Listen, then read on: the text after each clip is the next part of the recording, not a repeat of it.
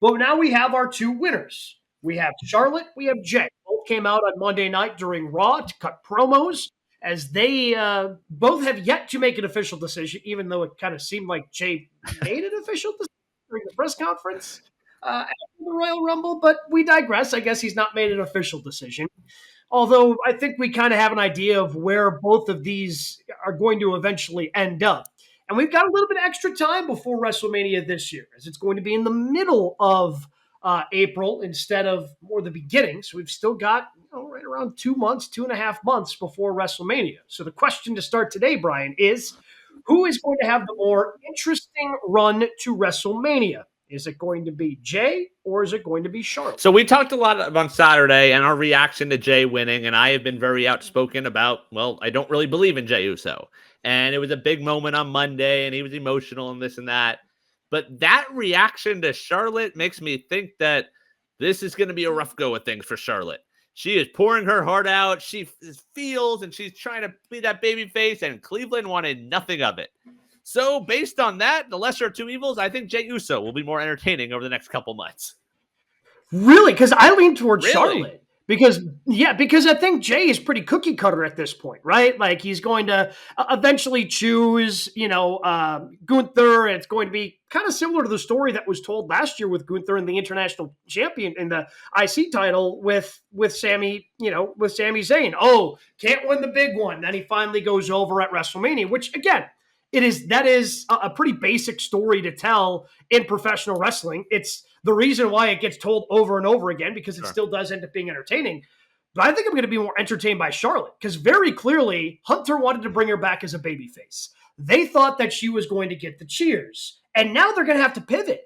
And it's funny because right around this time last year, they ended up pivoting with Rock, right? And he even got the babyface return when he initially showed up on SmackDown. They had to pivot. Secretly, Hunter's kind of been bad at booking Royal Rumbles. Yes. Kind of secretly. We kind of looked past it, but having Cody win last year when your plan was to go to The Rock initially, I've got questions about that, right? Yeah. I've got some. It seems like not a great idea if that's what you ultimately wanted to do. And again, they were able to pivot though, and they gave us a great run to WrestleMania. Some of that again is their ability to pivot. A lot of that was The Rock, who, I'm a heel now. I am fully gone, and I'm buying into this. So my guess is Charlotte, who has been better as a heel. She just hasn't been a great babyface, I think, in her time in WWE. Her pivoting to a heel character, maybe that's what eventually we'd have gotten anyway. Because it's not like Tiffy's a heel.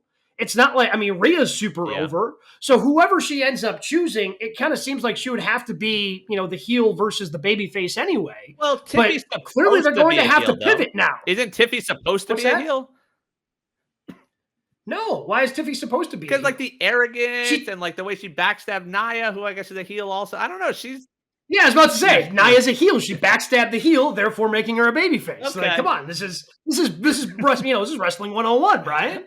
So honestly, I think because of the reaction she got, I am now more interested in Charlotte. And I honestly felt bad for her because she was out there pouring her heart out, man, because she has been such an interesting character, I think, in the landscape of her career because she got into it because of her brother, right? She wanted, this is something her brother Reed really wanted to do, and she ended up getting into it. Obviously her brother, untimely passing, and she kind of uses him as motivation throughout her entire career. So her getting into it, she liked wrestling. I don't know how much she loved wrestling, but obviously she loves it as she continued to go with her career in it. And for it to be taken away from her for 14 months, have obviously had to have some sort of complication with the knee for it to take this long, right? And she talked about in her promo on Monday, hey, I wasn't sure if my knee was going to get ready.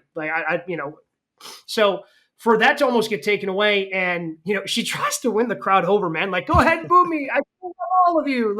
Okay, there's still the boo.